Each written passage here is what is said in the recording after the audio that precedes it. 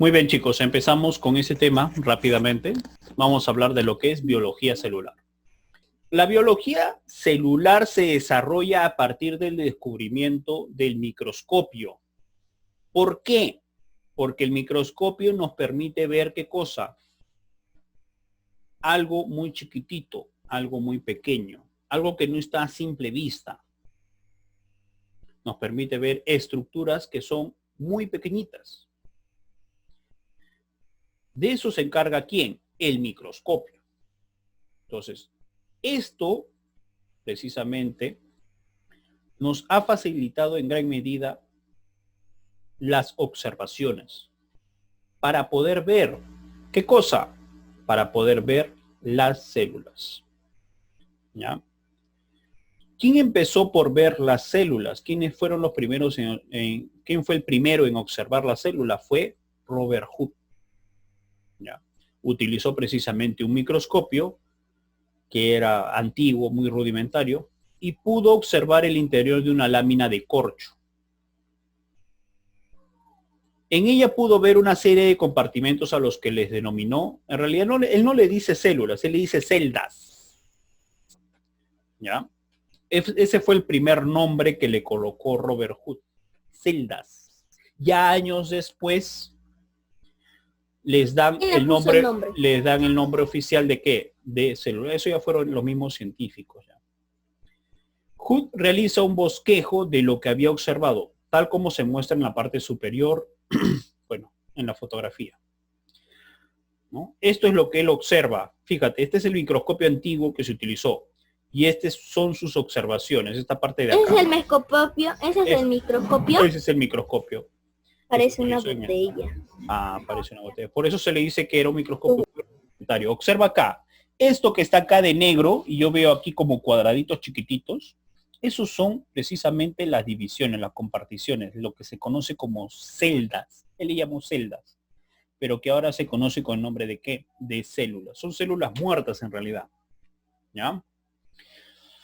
Entonces, precisamente él hace un bosquejo de lo que había observado, tal como se muestra en la parte superior de la fotografía. Más tarde se supo que Hooke había hecho uno de los más grandes descubrimientos de la ciencia, pues había descubierto la unidad básica fundamental de la vida, que es ¿qué cosa? La célula.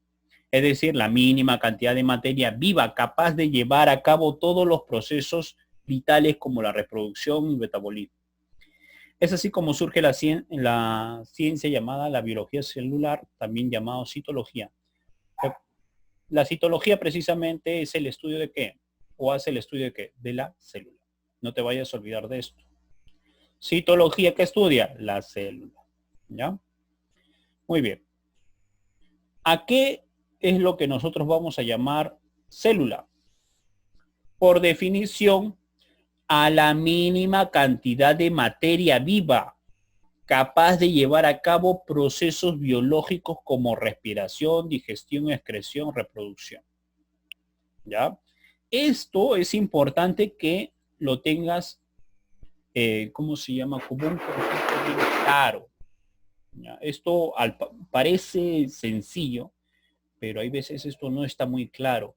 Cuando te dice mínima cantidad de materia, es que esta mínima quiere decir que es muy pequeñita, pero muy pequeñita, pero este pequeñito es capaz de hacer ¿qué cosa?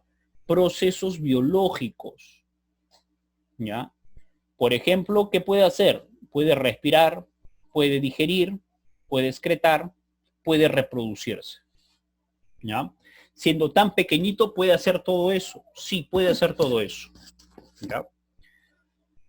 Otra definición que también podemos decir, ¿no? También se puede decir que es la mínima porción de materia viva que posee vida autónoma al interior del organismo. Básicamente es lo mismo, ¿no? Solamente que con palabras más sintetizadas.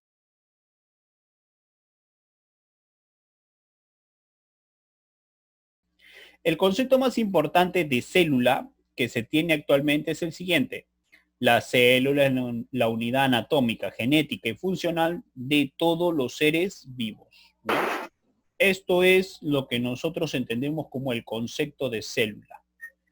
¿Ya? Lo vamos a remarcar. ¿Ya? Este es el concepto. O sea, que te dicen, ¿qué cosa es la célula? Es la unidad anatómica, genética y funcional de todos los seres vivos. No te vayas a olvidar, ¿ah? Es la unidad anatómica porque determina la forma del organismo. Es la unidad genética porque contiene el ADN, que es el programa genético de un individuo. Y es la unidad fundamental porque es capaz de llevar a cabo todos los procesos que permiten la existencia de un ser. Acá tenemos un poco de historia acerca del descubrimiento de la célula, ¿no? El invento que hizo posible el descubrimiento de la célula y su posterior estudio fue sin lugar a duda el microscopio. La utilización del microscopio facilitó el desarrollo de ¿qué? De la citología y la biología o biología celular. Ciencia que se ocupa del estudio de ¿quién? De la célula. Se denomina microscopio a todo instrumento que se utilice para obtener una imagen aumentada y detallada muy pequeños de objetos minúsculos. El primer microscopio data del año de 1590 y fue construido por el holandés Zacharias Janssen. En 1665, Robert Hood observa con un microscopio una lámina de corcho y descubre en ella un compartimentos bastante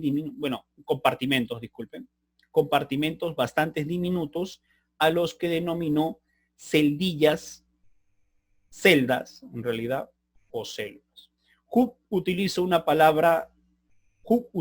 palabra célula, que en latín significa pequeña cantidad, para describir los minúsculos compartimentos que constituyen a un organismo. El descubrimiento de Hood fue importante para el perfeccionamiento del microscopio y para el nacimiento de la biología celular.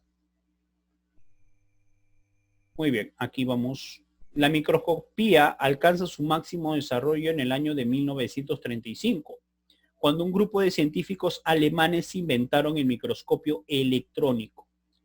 Con el microscopio electrónico, muchachos, yo puedo ver más allá, pero más allá de lo que usualmente se puede ver, el cual marca una nueva era en el campo de la biología celular.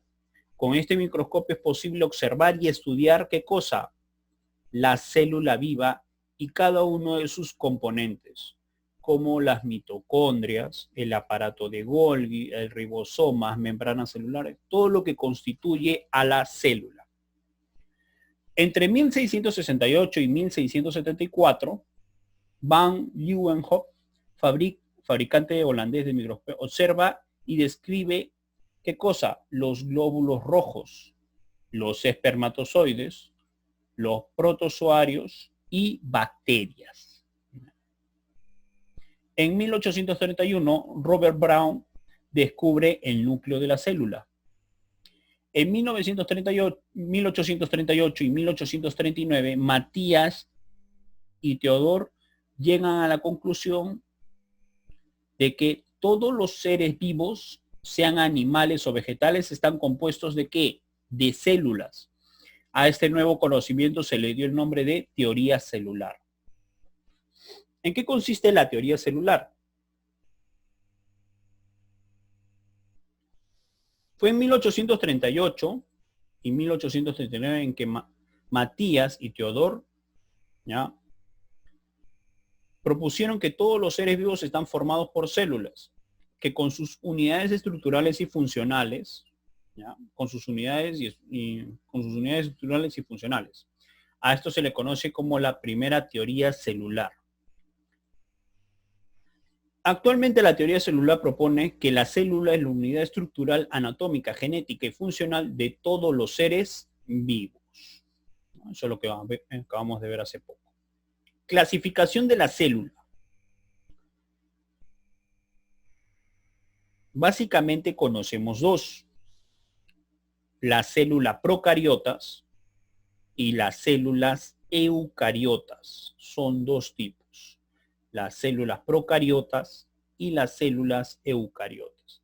Las células procariotas se puede decir así, son células primitivas. Quiere decir que están hace mucho tiempo aquí. Son los primeros, por así decirlo, las primeras células que aparecen aquí en el planeta. Se estima que aparecieron hace 3.800 millones de años. 3.800, no, perdón. Se estima que aparecieron hace 3.800 millones de años. Este tipo de célula está presente en arqueobacterias, bacterias y cianobacterias. Su estructura es bastante simple. Se trata de células que no presentan membrana nuclear. Tomar nota de esto.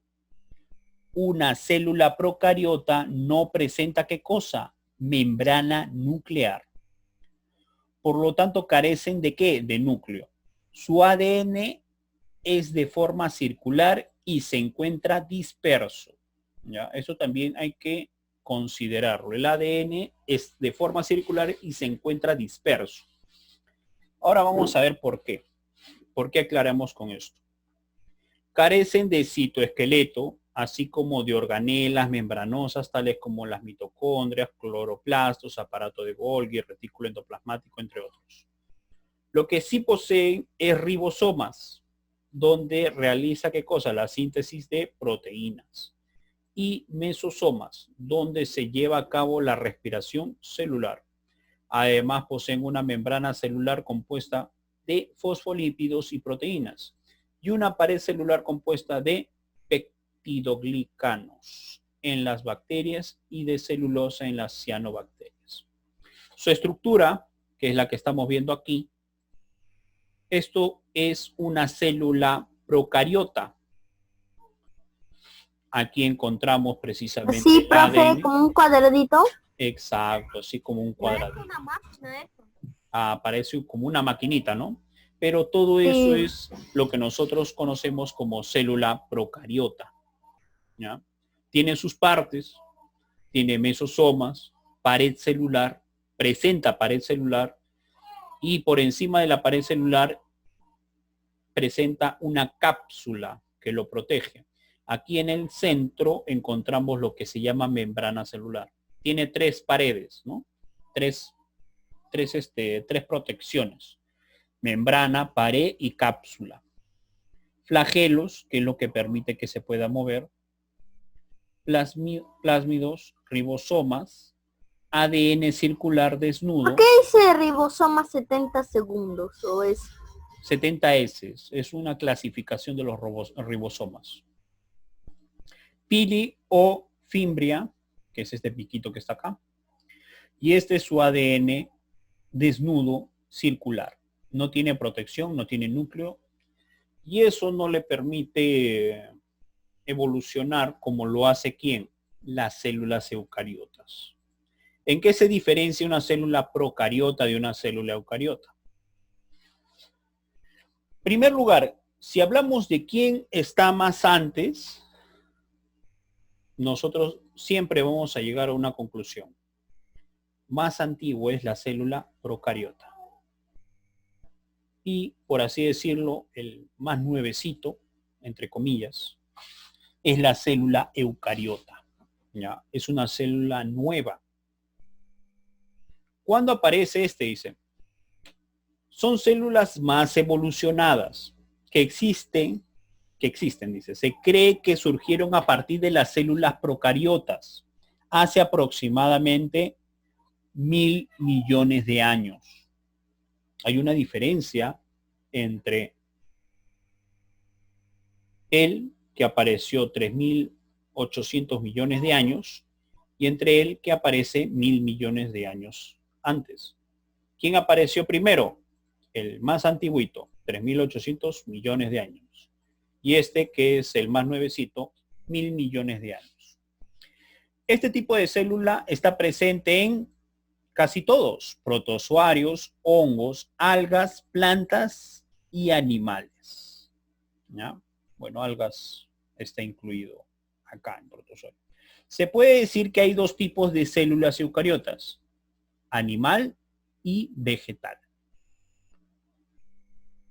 animal, por ejemplo, presentes en los protozoarios y animales y vegetales, en los hongos, plantas. Su estructura es más compleja.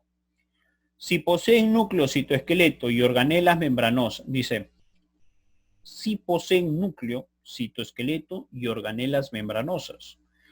Su ADN es alargado y se localiza dentro del núcleo.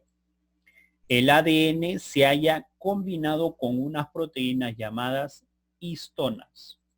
Dicha combinación origina un compuesto denominado cromatina. Acá tenemos lo que serían para nosotros tanto la célula animal como la célula vegetal. ¿Ya? Célula animal por arriba. Profesor, la célula animal que tiene núcleo. A diferencia de la célula de las células procariotas que no lo tienen. Esta sí lo tiene. Y es más, tiene organelas, aparato de Golgi, ribosomas, mitocondrias, lisosomas, retículo endoplasmático, peroxisomas, centriolos, tiene, bueno, entre otras cosas, ¿no? Tiene esto que está aquí, que se le conoce con el nombre de ¿qué? De organelas, ¿no? Igual que la célula vegetal también tiene sus organelas. ¿En qué se diferencia una célula animal de una célula vegetal? Es que la célula animal carece de pared celular. Tus células, por ejemplo, no tienen pared celular. En cambio, la célula animal, bueno, la célula animal no lo tiene. En cambio, la célula vegetal sí tiene pared celular.